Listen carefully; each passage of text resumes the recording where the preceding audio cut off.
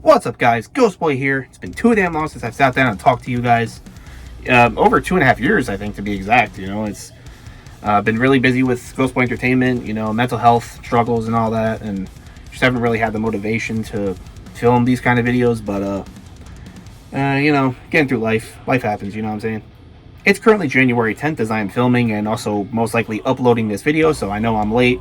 But I didn't decide to make this video until right after Christmas, so it is what it is. But anyway, I'm back. I won't be making too many videos, but I'll be making videos nonetheless. And this is one of them, the first of which, I guess.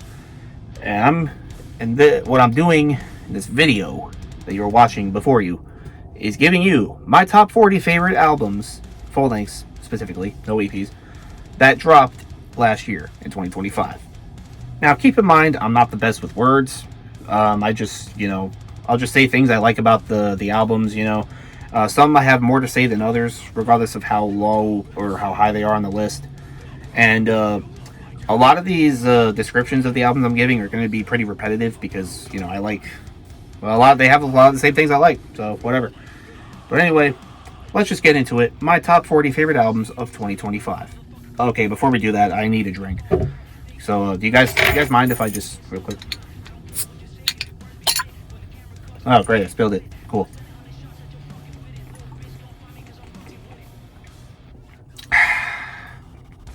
Let's get started.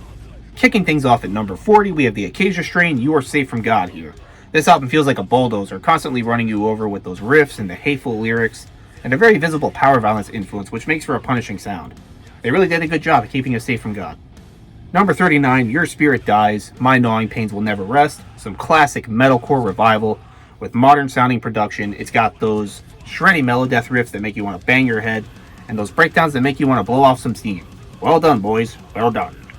Number 38, Harakiri for the Sky, Scorched Earth. Holy shit, a black metal album? On my album of the year list? That's Cray Cray and the Membrane. This is the kind of black metal I like. The atmospheric kind. The kind that makes you think about nature and trees and rocks and shit. This album has all that, which is why it's on here. Number 37 is Malevolence with Where Only the Truth Is Spoken.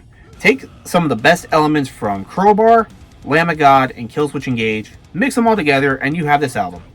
That's all I'm going to say because I don't have to tell you why that's awesome. Number 36, Dysentery, Dejection, Chrysalis. The New England Slam Legends have dropped their first album in 10 years, and it's fucking brutal. Lots of great slams, heavy mosh parts that make you want to fight a caveman. Dysentery really came back with a vengeance. Come back to Jersey, boys. We miss you. Number 35, Wilt Wither, Pure Light. This feels like a simulation. The album has 3 acts, and each one feels more dangerous than the last. The distorted guitars really add to that, and it's so chaotic and unrelenting, and the concept is just brilliant. Great album, check it out. Number 34, Psycho Frame, Salvation Laughs in the Face of a Grieving Mother. Holy shit, this thing is fucking brutal. This album never gives you a chance to breathe, always throwing in constant breakdowns and blast beats and that snare tone, oh my god. It's nothing but just pure, unadulterated violence. Just fucking brutal. Number 33, Gridiron, Poetry from Pain. One of the most fun records that dropped this year. Gridiron gets me so pumped with their high-energy nu metal style hardcore, with those upbeat riffs and the cheesy-ass lyrics. It just gets me in full party mode, man, and that's really all I want from Gridiron. If you find this album boring, then you Employee of the Month at the bitch store. Number 32, Mortal Reminder, Mortal Reminder 2. You really can't go wrong with some good old-fashioned Windbreaker mosh. Nothing but breakdowns and genty chugs and grooves non-stop. Just a really fun and enjoyable record. Gets me jumpy, makes me want to do makes me want to do spin kicks. I love it. Number 31, we have Cat's Claw with Perfect Death. Follows a genre I've really been getting more into lately. It's basically just atmospheric, down-tempo deathcore and metalcore. Some parts make you feel like there's something in the sky and it's going to take us away. Other parts you just want to fucking throw the fuck down.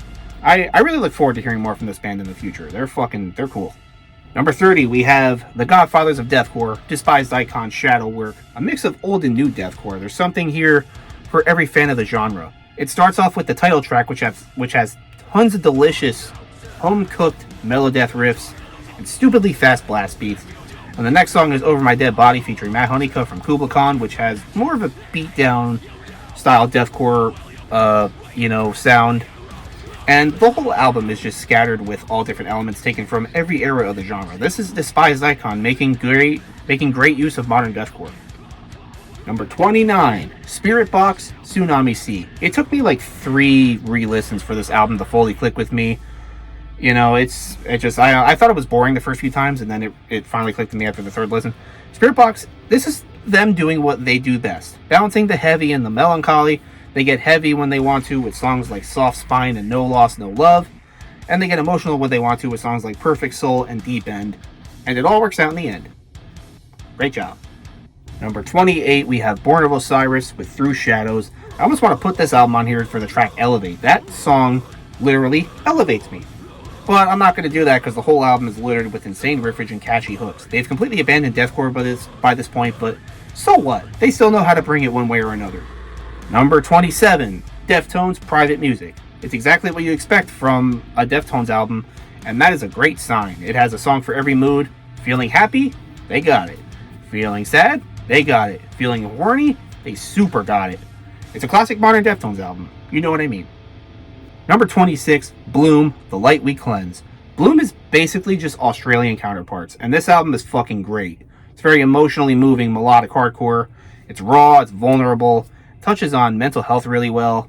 They're not as self-loathing as counterparts are, but man, they still know how to pull the heartstrings.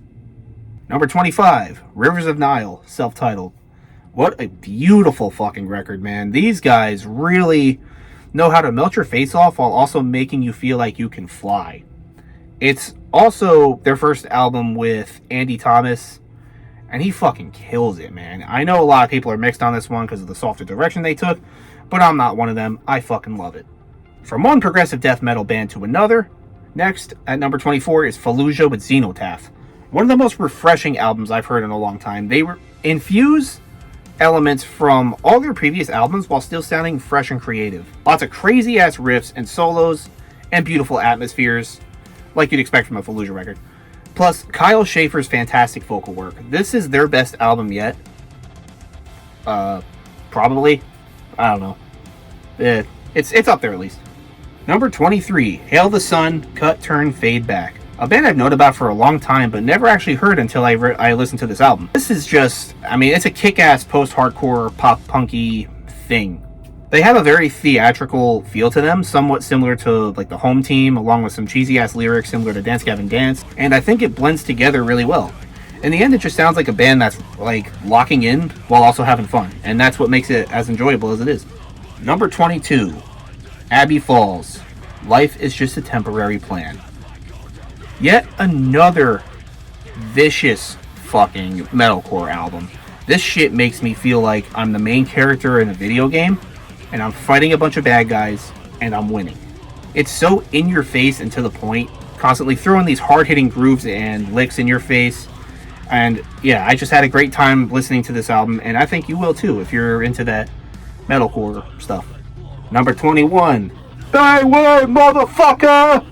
The Recipe Volume 1, New Jersey! I had to do it.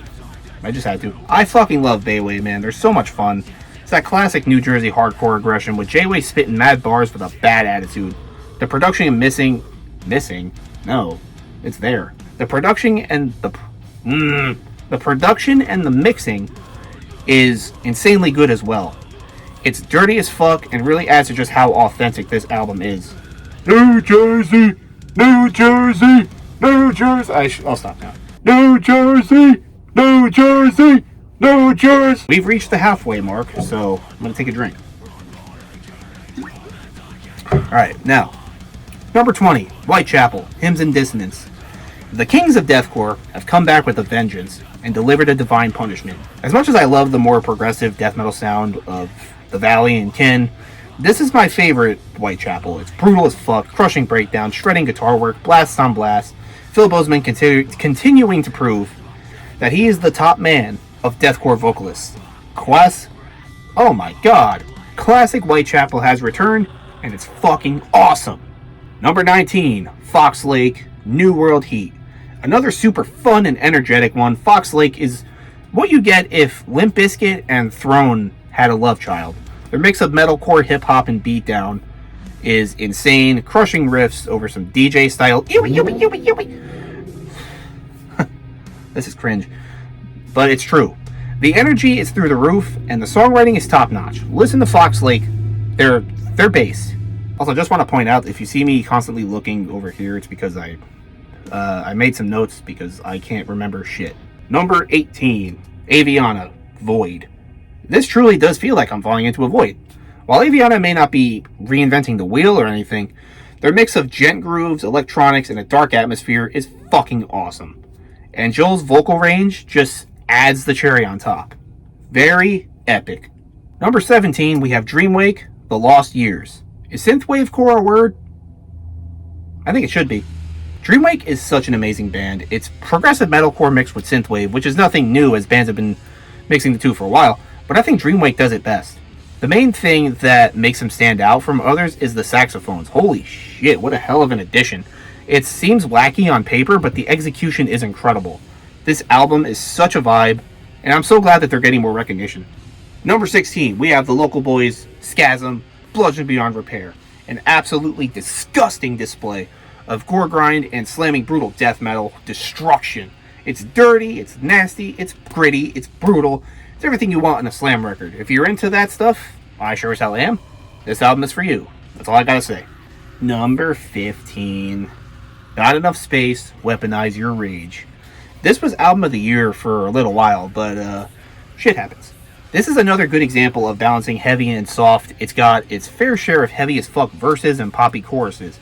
And the vocal duo of Lizzie Ratma, I don't even know, and Olivia Mitchell is incredible too. And especially Olivia's high screams are exactly what high screams in metal should sound like, in my opinion. You know, this is just a great throwback to 2010s metalcore era with some deathcore and some new metal thrown in for good measure. A great debut from a great band. Number 14. The soundtrack to K-pop Demon Hunters. Didn't see this one coming, did you? Bet you didn't. There is not a single album that came out in 2025 that is more catchy and more infectious than this one. And it's infectious in the best way possible. These songs, fuck! Takedown and How It's Done are perfect action songs. Then you got an upbeat inspirational number with Golden, the absolutely hypnotic choruses of Soda Pop and Your Idol.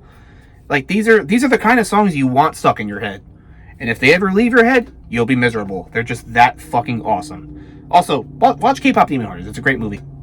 Number 13, we have Drain Is Your Friend. The feel-good album of the year? Yeah, probably.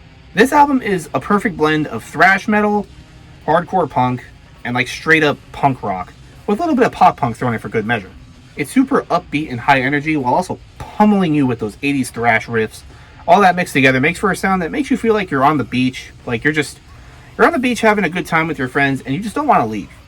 If you like fun, if you like good vibes, you will love this record. Drain, I'm your friend too. Number 12, Dayseeker, Creatures in the Black Night. Going back to what I said about synthwave core, or synthcore, whatever you want to call it, and how fucking great it is. Dayseeker is no stranger to infusing synth pop with metalcore and post-hardcore. This album really hits you in the feels as it dives deep into a lot of dark themes like emotional pain from losing a loved one or being in a toxic relationship. You know, some of the catchiest choruses in rock music. And Rory Rodriguez is one of my favorite singers. His voice and lyrics are just amazing. And it really makes this album. Number 11. We have Stick to Your Guns. Keep Planting Flowers. This shit right here. This is the textbook definition of a redemption arc. After the abomination of Spectre in 2022, I thought it was over for Stick to Your Guns, man. I did not think they would bounce back. I thought they were donezo. I'm so glad I was wrong. This has everything you'd expect from a classic Stick to Your Guns record. Punishing riffs, catchy choruses, next level energy, and Jesse really stepped up his game as a vocalist and a lyricist. He just sounds fucking powerful, and his lyrics are on point. I love this album. It's a great comeback, and it really revived my love for this band. Alright, here we go. Top 10. Then, starting off the top 10, Landmarks, The Darkest Place I've Ever Been. The darkest album I've ever heard? Nah. But it's still pretty dark. Landmarks really outdid themselves with this one, man. All those chonky ass riffs and grooves with that classic nu metal energy on crack. And Florin Salfati, I don't know if I'm saying that right, is a top tier vocalist and lyricist. He's got a great vocal range and he constantly switches between English and French singing, which is really a really neat touch, you know. Best Landmarks album to date. So fucking based. Number 9, Bleed From Within, Zenith. Talk about a band that's really setting the bar high for modern metalcore, man. Bleed From Within is one of the best bands in the game right now. They're so consistent, and while they don't step out of their comfort zone very often, they're so good at what they do that I don't even give a fuck. And just like a majority of the albums on this list, you guessed it, it's a fucking riff fest. Some of the best riffs I've heard this year. This whole album just melts your face off, man. Also, that Brandaler feature is tits. Number 8, Spite, New World Killer. This is just pure fucking anger and hatred. Spite have some of the most hateful lyrics I've ever heard. They're incredibly goofy most of the time, but man do they work. The absolutely pissed off and hateful lyrics combined with Darius' monstrous growls over the crushing fusion of deathcore and beatdown is disgusting. I love this album. I love Spite. This is the kind of music you fight your enemies to and win. Number 7, we have Thus Spoke Zarathustra. I'm done with self-care. It's time for others' harm. This fucking album, man. This is everything I love about MySpace deathcore. The blast beats, the breakdowns, the mellow death riffs, the brutal death riffs, the movie samples. I am sick and tired of all the Chelsea Grin and Suicide Silence worship that we've been getting with the revival. It's really fucking stale. So it's almost refreshing to hear that Gothenburg sound like in a modern MySpace revival band for once. Modern. Of course it's modern. It's the revival for a reason. Thus Spoke Zarathustra is easily my favorite band in the MySpace revival, and you cannot convince me otherwise. Alright, number 6, A Separate Piece, Clinton Core. The best nostalgia core album I've heard this year, hands down. This is straight up late 2000s, early 2010s metalcore revival. It's raw, it's dirty, it's a lot of fun. It captures the sound from that era tremendously with those Christcore and hardcore style beatdowns, and not to mention the absolutely raw production. This thing really sounds straight out of 2010, and that snare tone. So bass. A lot of the lyrics are really edgy, like really fucking edgy, but everything else is great. Alright, here we are. Top 5. My top 5 favorite records of the year. And number 5, my hardcore album of the year. Stick to Your Guns and Drain were close, but they were number 1. My favorite hardcore album of the year. Death Before Dishonor, Nowhere Bound. This is probably my most listened to album that came out this year, and it puts me in such a good mood every time I come back to it. And this honestly might be my favorite Death Before Dishonor album in general. It's got some of their best riffs, and it fuses together all different styles of hardcore. There's beatdown stuff, there's thrash stuff, there's some straight up Boston Oi thrown in there, and not to mention all the fucking melodic riffs. Oh my god! This is easily my favorite hardcore album of 2025. Death Before Dishonor really knocked it out of the park with this one. Number 4, Lost Trees, Hallucinate 2. This is another album that came up on my Spotify recommendations, and the cover intrigued me, so I decided to give it a listen, and I was blown the fuck away. It's like if the Fat Rat started a metalcore band. The mix of metalcore and electronics are absolutely stunning, and add a sort of comfort to my eardrums, if you catch my drift. This is something you listen to when you go out for a walk on a beautiful spring day. It's just a vibe, man, and that's all you need to know. We've entered the top 3, and I think I'm comfortable with these albums being my 3 favorites of the year because they're just that fucking good. So number 3, every core kid has this on their list, and rightfully so. Greyhaven, Keep It Quiet. Man, where to start with this one. This thing feels like a breath of fresh air. It's expertly written, versatile, engaging, and Greyhaven truly feels like their own thing. Like, there's not a single band you can compare them to, and that's what makes it extra special. There's not much I can say about this that hasn't been said already, but if you want something that's fresh, exciting, and powerful, then listen to Keep It Quiet by Greyhaven. If you haven't already, you will not be disappointed. Number Deuce. Number 2, Shadow of Intent, Imperium Delirium. The Kings of Modern Deathcore. This album is straight up musical Viagra. The mix of melodic and technical deathcore is relentless. They are holding nothing back instrumentally, constantly melting your face off with the shredding guitar work and the blast beats and the breakdowns. And the symphonics add a cinematic epicness to it.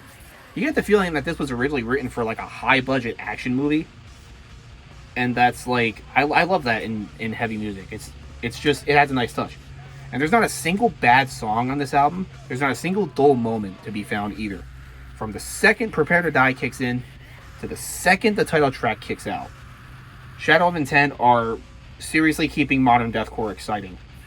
It's oh man, I love this album. It's so good. And finally, number 1. My favorite album of 2025. Adept. Blood Covenant. What a fucking masterpiece these guys dropped in October.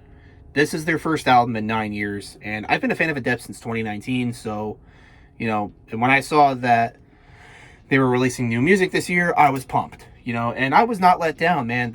I love everything about this album. The vocals, the riffs, the production, the melodies, holy fucking shit! You can literally feel the emotional pain through Robert's vocal melodies. The guitar work on this record is top-notch. I've always considered Adept one of the riff masters of metalcore, and this album just proves my point. No other album that came out this year made me feel things more than this one. And for all those reasons, it is my favorite album that came out in 2025. God damn, that was a lot of talking. But man, that's my list. Let me know if you guys like it, if you guys don't like it, if you agree with some of my picks, disagree with some of them. There were some other albums that dropped this year that were also good. Turnstile, Via Nova, Day to Remember, Paleface, Ava Max, all pretty good albums. But I like these albums more, so they didn't make the list. But yeah, I'm back. I don't know when the next video is going to be, but it'll be before the next Meteor hits, probably. But yeah, I hope you guys enjoyed this. Let me know what your favorite albums from last year were. And yeah, I will see you in the next one. Peace.